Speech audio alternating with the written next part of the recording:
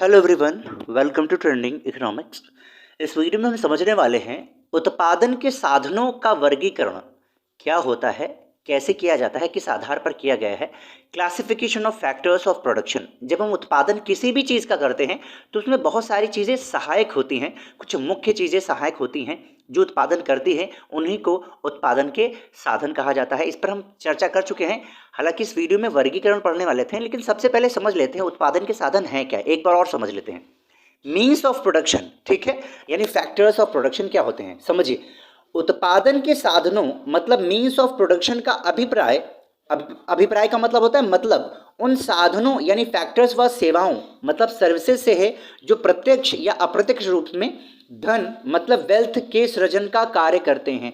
तो कोई भी चीज, कोई भी वस्तु या कोई भी सेवा जिससे हो क्या रहा है, या तो प्रत्यक्ष डायरेक्टली या फिर इनडायरेक्टली धन का उत्पादन यानी धन का सृजन हो रहा है। अब धन बहुत सारी चीजें होती है, धन वाला वीडियो जब देखेंगे तो आपको क्लियर होगा। धन एक ब्रॉड टॉपिक है। सृजन हो रहा है तो उत्पादन के साधन मतलब मीन्स ऑफ प्रोडक्शन कहे जाते हैं। तो प्रोफेसर जे.के. मेहता के अनुसार, ये अपने देश के ही अर्थशास्त्री और दर्शन शास्त्री थे, इनके अनुसार बहुत गुड़ बात, बहुत अच्छी बात कही है, बहुत अच्छे से समझाया है। देखिए, इन्होंने कहा है जो वस्तु उत्पादन में सहायक होती हैं वह उत्पादन का साधन कहलाती हैं। कोई भी वस्तु जो उत्पादन में सहायता कर रही है वो उत्पादन के साधन है, ठीक है।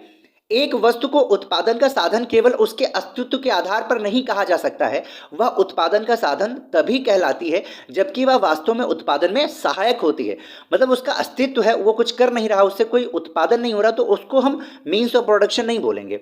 उससे कोई चीज़ उत्पादित होनी चाहिए तभी हम उसको मीन्स ऑफ प्रोडक्शन बोलेंगे। जैसे मशीन कुछ बना के देती है तो वो मीन्स ऑफ प्रोडक्शन है। कोई भी चीज़ ऐसे रखी हुई, उससे कोई मीन्स ऑफ प्रोडक्शन नहीं हो रहा है तो वो नहीं होगा मीन्स ऑफ प्रोडक्शन, ठीक है। उत्पादन कोई चीज़ नहीं हो रही है तो उसको मीन्स ऑफ प्रोडक्शन नहीं कहेंगे। संक्षेप में हम कह सकते हैं जिन पदार्थों या सेवाओं की सहायता से धन यानी वेल्थ का उत्पादन होता है वही साधन उत्पादन के साधन हैं, अन्य नहीं होते हैं। मतलब आपके पास ऐसे पदार्थ या सेवाएं हैं जिनकी सहायता से आप धन या फिर किसी वस्तु का उत्पादन कर रहे हैं, तो वही जो साधन होंगे वो उत्पादन के साधन मतलब मीन्स ऑफ प्रोडक्शन होंगे, अन्य नहीं होते हैं। ये बात समझ में आ गई, ठीक है।